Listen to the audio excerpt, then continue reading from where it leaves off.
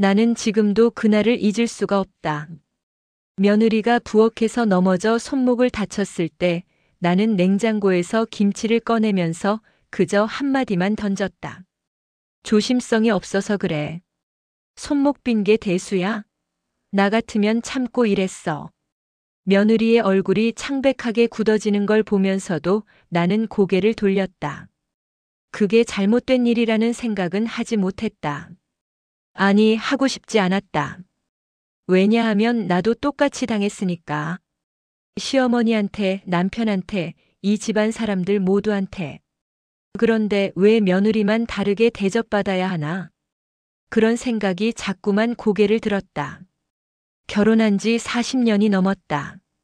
22살에 시집와서 지금까지 이 집에서 살았다. 처음 시댁 대문을 넘었을 때부터 시작이었다. 시어머니는 나를 며느리가 아니라 일손으로 봤다.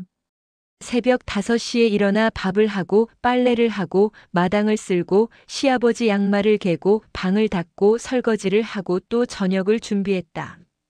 아침부터 저녁까지 손 한 번 제대로 쉬지 못했다. 며느리가 그 정도는 해야지. 나도 그렇게 살았어. 시어머니는 늘 그렇게 말했다. 나는 그 말을 듣고 참았다. 참는 게 며느리의 도리라고 배웠으니까. 남편은 달랐다. 결혼 전엔 웃으면서 상냥하게 대해줬는데 결혼하고 나서는 점점 변해갔다. 술을 마시고 들어오면 화를 냈다. 밥이 늦었다고, 국이 짜다고, 빨래를 제대로 안 했다고, 집안이 더럽다고. 처음엔 말로만 했다. 그러다 손찌검이 시작됐다. 뺨을 맞고 팔을 붙잡혀 끌려가고 머리채를 잡혔다. 한겨울에 밖으로 쫓겨난 적도 있었다. 이웃집 사람들은 다 알면서도 모른 척했다. 그게 그 시절이었다. 여자는 참고 사는 게 미덕이었고 집안일은 밖으로 새어나가면 안 되는 거였다. 나는 울면서도 참았다. 친정에 말하면 오빠들이 달려올까봐 무서웠다. 그렇다고 남편과 싸우면 더 맞을 게 뻔했다. 그냥 조용히 있는 게 최선이었다. 남편은 아침이 되면 아무 일도 없었다는 듯 출근했고 나는 멍든 팔을 긴 소매로 가리고 시어머니 아침상을 차렸다. 시어머니는 내 얼굴을 보면서도 아무 말 없었다. 아들이 며느리를 때리는 건 며느리가 잘못해서라고 생각했을 것이다. 실제로 한 번은 그런 말을 들었다. 내가 남편을 잘 받들어야지. 남자가 화내는 데는 다 이유가 있어. 아이를 낳고도 달라지는 건 없었다. 처세가 딸이었을 때 남편은 실망했다. 시어머니도 마찬가지였다. 아들을 낳아야지 딸은 뭐하러 낳아. 딸아이를 안고 있는데도 그런 말을 서슴없이 했다. 나는 말없이 딸을 꼭 껴안았다. 미안했다. 딸로 태어나서 미안하고 이런 집안에 데려와서 미안했다. 그래도 딸은 착하게 자라줬다. 내가 힘들어할 때마다 엄마 치마를 붙잡고 울었던 그 아이는 커서도 나를 걱정했다. 하지만 나는 딸에게 집안일을 떠넘겼다. 설거지, 빨래 개기, 동생 돌보기. 딸이 학교 숙제를 하고 싶어 해도 그것보다 집안일이 먼저야라고 말했다. 지금 생각하면 왜 그랬을까 싶지만 그땐 그게 당연했다. 나도 그렇게 자랐고 딸도 그래야 한다고 믿었다. 둘째로 아들을 낳았을 때 집안 분위기가 달라졌다. 남편은 처음으로 웃었고 시어머니는 기뻐했다. 이제야 대를 이었네. 나는 안도했다. 아들만 잘 키우면 이 집에서 내 자리가 생길 거라고 믿었다. 그래서 아들에게 모든 걸 쏟아부었다. 맛있는 건 아들 먼저, 새 옷도 아들 먼저, 용돈도 아들에게만 많이 줬다. 딸은 늘 뒷전이었다. 딸은 아무 말 없이 참았지만 나중에 커서 집을 나갈 때 차갑게 인사만 하고 떠났다. 그때도 나는 이해하지 못했다. 딸이 왜 나한테 서운해하는지. 아들은 자라면서 아버지를 닮아갔다. 목소리도 크고 성격도 급했다. 나한테 함부로 말하고 짜증을 냈다. 그래도 나는 참았다. 아들이니까. 이 집안의 기둥이니까. 남편도 아들 편만 들었다. 남자는 원래 그래. 내가 아들한테 너무 잔소리를 많이 해. 나는 할 말을 잃었다. 내가 아들을 위해 얼마나 많은 걸 했는데. 그런데 남편도 아들도 나를 당연하게 여겼다. 아들이 30이 넘어 결혼한다고 했을 때 나는 기뻤다. 드디어 며느리가 생기는구나. 이제 내가 시어머니 역할을 할 차례구나. 며느리를 처음 본 날 나는 속으로 생각했다. 얘도 나처럼 고생 좀 해봐야 사람이 되지. 며느리는 예의 바르고 조용했다. 시댁에 오면 말을 아꼈고 눈치를 봤다. 그게 마음에 들었다.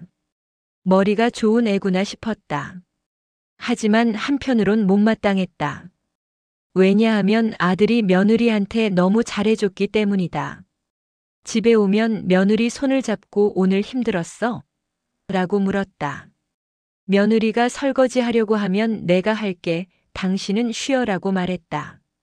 나는 그 모습을 보면서 속이 쓰렸다. 남편은 나한테 그런 말 한번 해본 적 없었다. 손도 잡아준 적 없고 설거지는커녕 자기 밥그릇조차 싱크대에 안 가져다 놨다. 그런데 아들은 며느리한테 다정했다. 그게 부러웠고 화가 났다. 왜 나만 이렇게 살아야 했을까? 왜 며느리는 편하게 사는 거야? 그 생각이 자꾸만 고개를 들었다. 그래서 며느리를 조금씩 건드리기 시작했다. 요즘 며느리들은 편하게 사네. 우리 때는 안 그랬어. 국이 좀 싱겁네. 간 좀 봐야지. 청소를 이렇게 해놓으면 어떡해. 구석구석 닦아야지. 며느리는 처음엔 네, 죄송해요라고 대답했다. 그런데 시간이 지날수록 표정이 굳어갔다. 말수도 줄었다. 나는 신경 쓰지 않았다. 며느리가 힘들어하는 게 당연하다고 생각했다. 나도 그랬으니까. 어느 날 며느리가 명절 준비를 하다가 손을 베었다. 피가 흘렀지만 며느리는 참으면서 계속 일했다. 나는 그걸 보면서도 괜찮아? 물 좀 틀어서 씻어라고만 말했다. 약을 가져다 주거나 대신 일을 해주지 않았다. 며느리는 고개만 끄덕이고 계속 감자를 깎았다. 손에서 피가 묻어나오는데도. 그날 저녁 아들이 화를 냈다. 엄마, 왜 아내가 다쳤는데 그냥 뒀어요? 나는 어이가 없었다. 손 좀 벤 게 대수야? 나도 그렇게 살았어. 아들은 말없이 며느리를 데리고 방으로 들어갔다. 그 뒷모습을 보면서 나는 서운했다. 아들이 나보다 며느리 편을 드는 것 같았다. 시간이 지나면서 며느리는 점점 말라갔다. 얼굴에 생기가 없어지고 눈빛이 흐려졌다. 밥을 먹을 때도 식탁에 거의 손을 대지 않았다. 나는 그걸 보면서도 무관심했다. 그래도 견디겠지. 나도 그랬으니까. 그런데 어느 날 아들이 폭발했다. 엄마, 이제 그만하세요. 아내가 힘들어해요. 왜 그렇게 구박을 하세요? 나는 황당했다. 구박? 난 며느리한테 잘해줬어. 나 때보다 훨씬 편하게 살잖아. 아들은 고개를 저었다. 엄마가 당한 걸 아내한테 그대로 하고 있잖아요. 그 말이 가슴에 꽂혔다. 하지만 인정하고 싶지 않았다. 나는 며느리를 괴롭힌 게 아니었다. 그냥 며느리의 도리를 가르쳐 준 것뿐이었다. 그런데 아들은 나를 나쁜 사람 취급했다. 나는 억울했다. 내가 뭘 잘못했다고. 그날 밤 남편에게 하소연했지만 남편은 관심도 없었다. 그냥 내 마음대로 해. 난 모르겠어. 남편은 늘 그랬다. 집안일에 관심이 없었다. 아들이 화를 내든 며느리가 우는 든 상관없었다. 며느리는 결국 친정으로 돌아갔다. 며칠 뒤 아들이 나를 찾아왔다. 엄마, 아내가 다시 안 돌아오겠대요. 엄마가 사과하지 않으면 이혼할 거래요. 나는 어이가 없었다. 사과? 내가 뭘 잘못했는데? 아들은 울먹였다. 엄마가 당한 거 알아요. 할머니한테, 아빠한테. 그런데 왜 그걸 아내한테 똑같이 하세요? 엄마도 힘들었잖아요. 왜 아내한테 똑같이 고통을 주세요? 그 순간 나는 멈췄다. 아들의 눈에 눈물이 고여 있었다. 며느리 이야기를 하면서 목이 메었다. 아내가 매일 밤 울어요.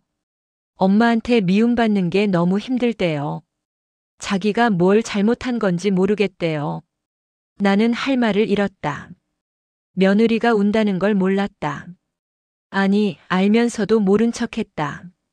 왜냐하면 나도 그렇게 울었으니까. 그런데 그게 잘못이라는 생각은 하지 못했다. 그날 밤 나는 잠을 이루지 못했다. 머릿속에 며느리의 얼굴이 떠올랐다. 부엌에서 넘어졌을 때 창백했던 표정, 손을 베었는데도 참으면서 일하던 모습, 식탁에서 밥을 거의 먹지 않던 모습, 그리고 시어머니한테 구박받던 나의 모습. 새벽에 울면서 빨래하던 22살의 나, 남편한테 맞고도 아무에게 말하지 못했던 나, 딸에게 미안해하면서도 집안일을 시켰던 나. 나는 평생 참고 살았다. 그런데 그 고통을 며느리한테 그대로 물려주고 있었다. 다음 날 나는 며느리가 있는 친정집으로 찾아갔다.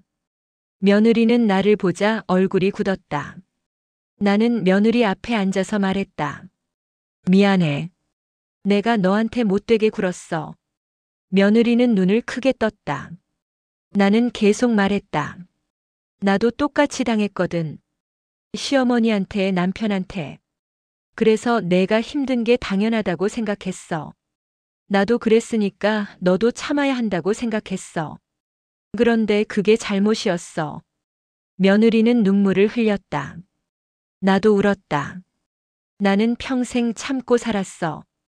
그게 여자의 운명이라고 배웠거든. 그런데 내가 당한 고통을 너한테 그대로 물려준 거야. 그게 얼마나 잔인한 일인지 몰랐어. 며느리는 손으로 얼굴을 가렸다. 너는 나처럼 살지 않아도 돼. 행복해도 돼. 남편한테 사랑받고 편하게 살아도 돼. 그게 당연한 거야. 며느리는 흐느꼈다. 나도 함께 울었다. 그날 우리는 오랫동안 이야기를 나눴다. 며느리는 조심스럽게 자기 마음을 털어놨다. 처음엔 어머니가 무서웠어요. 뭘 해도 잘못된 것 같고 항상 눈치를 봐야 했어요. 그런데 시간이 지날수록 견딜 수 없었어요. 저도 사람인데 왜 이렇게 살아야 하나 싶었어요. 나는 고개를 끄덕였다. 맞아. 너 말이 맞아. 나도 그렇게 생각했어. 그런데 나는 그 생각을 묻어버렸어. 참는 게 옳다고 배웠으니까. 집으로 돌아오는 길에 남편에게 말했다. 나 며느리한테 사과했어. 남편은 무관심하게 대답했다. 그래. 나는 남편을 똑바로 쳐다봤다. 당신도 나한테 사과해야 해. 남편은 놀란 표였다. 뭐? 나는 침착하게 말했다. 당신이 나한테 한 일. 손찌검하고 무시하고 나를 사람 취급 안 한 일. 다 기억해. 사과 안 하면 나도 이제 참지 않을 거야. 남편은 말없이 나를 쳐다봤다. 나는 물러서지 않았다. 60년을 참고 살았다. 이제는 더 이상 참지 않을 것이다. 며느리에게도 나 자신에게도. 남편은 한참을 침묵하다가 고개를 돌렸다. 미안하다. 목소리가 작았지만 분명히 들렸다. 나는 눈물이 났다. 40년을 기다린 말이었다. 며느리는 다시 돌아왔다. 나는 며느리를 대하는 방식을 바꿨다.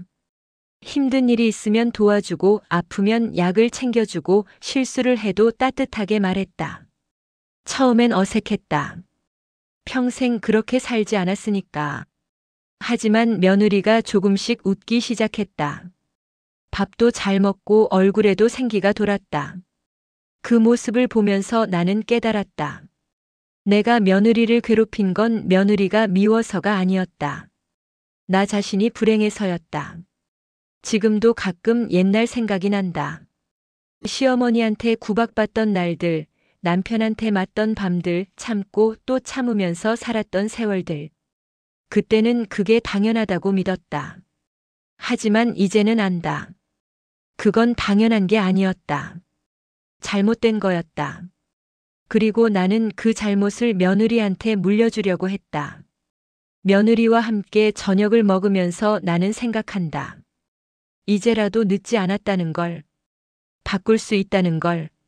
며느리는 내가 만든 음식을 먹으면서 웃는다. 어머니, 맛있어요. 나는 미소를 짓는다.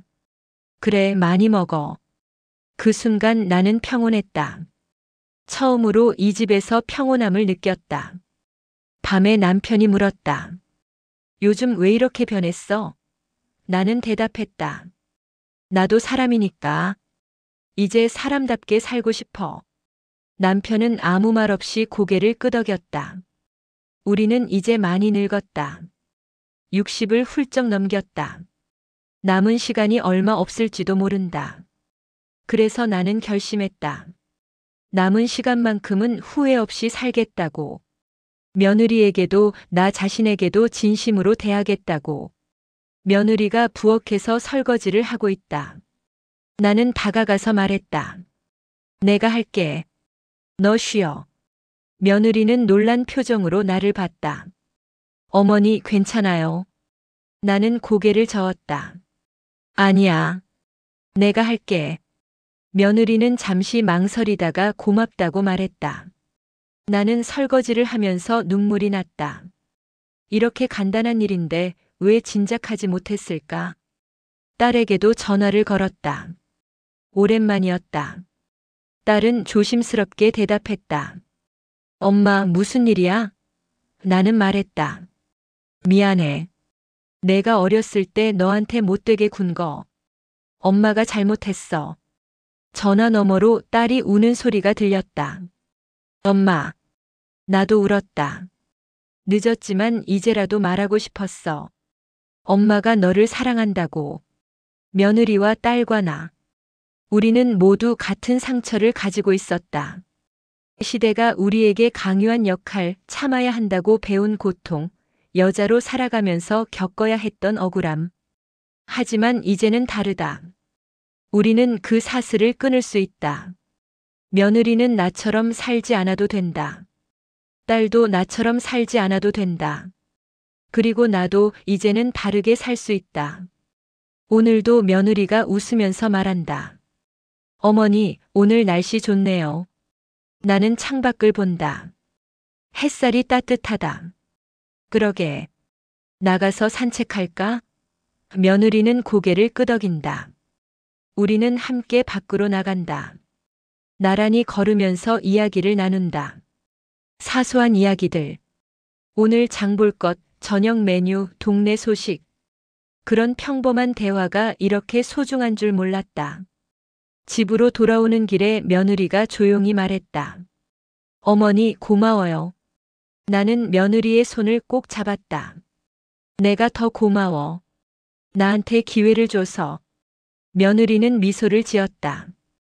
그 미소 속에서 나는 용서를 받다. 그리고 희망을 받다. 이제 나는 안다. 불행은 대물림되는 게 아니라는 걸. 우리가 선택할 수 있다는 걸. 며느리에게 따뜻하게 대하는 것, 딸에게 사과하는 것, 남편에게 당당하게 말하는 것. 그 모든 게 내 선택이다. 나는 평생 희생자로 살았다. 하지만 이제는 가해자가 되지 않겠다. 며느리를 아프게 하지 않겠다. 나 자신도 아프게 하지 않겠다. 밤이 되면 나는 이불을 덮으면서 생각한다. 오늘 하루도 무사히 지나갔다. 며느리와 싸우지 않았다. 따뜻한 말을 건넸다. 그것만으로도 충분하다. 내일도 그렇게 살 것이다. 그 다음 날도, 남은 날들도. 창밖으로 달이 뜬다. 달빛이 방 안을 비춘다. 나는 눈을 감는다. 평온하다. 처음으로 마음이 편안하다. 60년을 살아오면서 처음 느끼는 평화다. 이제 나는 안다. 늦었지만 시작할 수 있다는 걸. 바꿀 수 있다는 걸. 그리고 용서받을 수 있다는 걸. 며느리의 웃는 얼굴이 떠오른다. 딸의 목소리가 들린다. 나는 미소를 짓는다. 이제 우리는 괜찮을 것이다. 천천히 조금씩 함께.